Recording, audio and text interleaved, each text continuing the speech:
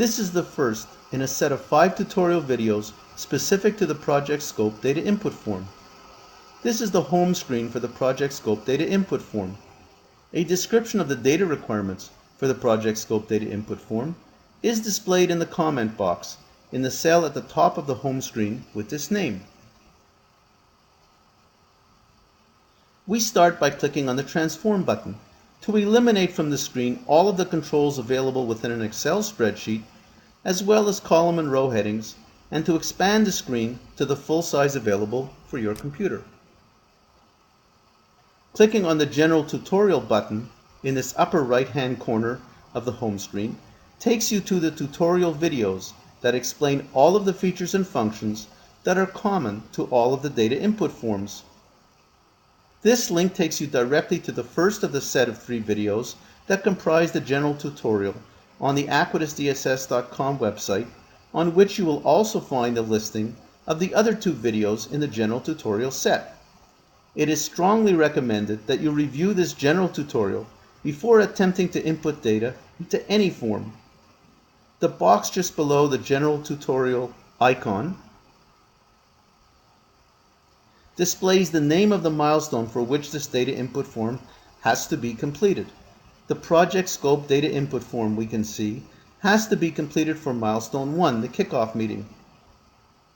Clicking on the navigation button Project Scope takes us to the screen where Optum inputs the data required to complete the scope of the project. This is the Project Scope screen. We can return to the home screen by clicking on the home screen navigation button in the upper right-hand corner of the Project Scope screen. Form-specific tutorials. Clicking on the Project Scope tutorial button in the upper right-hand corner of the Project Scope home screen will review the best practices for completing this form. There are a set of 5 tutorials that comprise the Project Scope specific tutorial.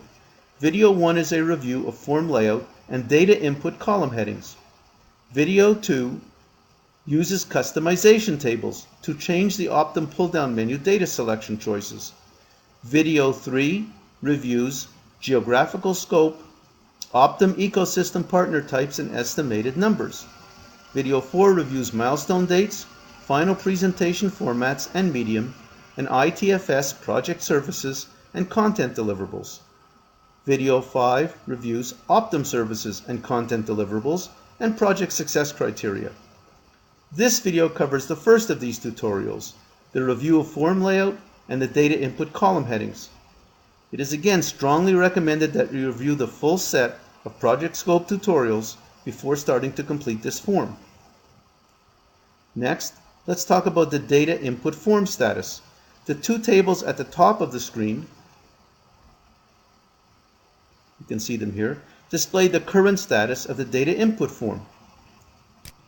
The date completed.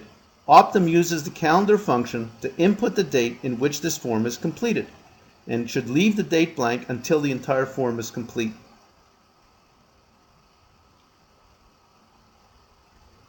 Data input overview. Let's start with a description of every column in the table. Also included in the general tutorial, but covered here for completeness.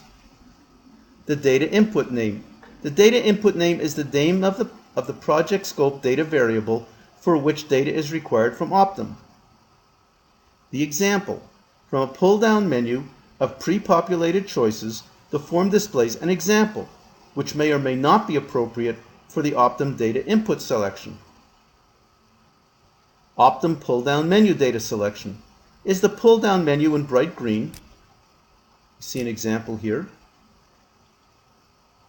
from which Optum selects the appropriate data input choice, or determines that none of the predefined choices are acceptable and the customization lists themselves need to be changed.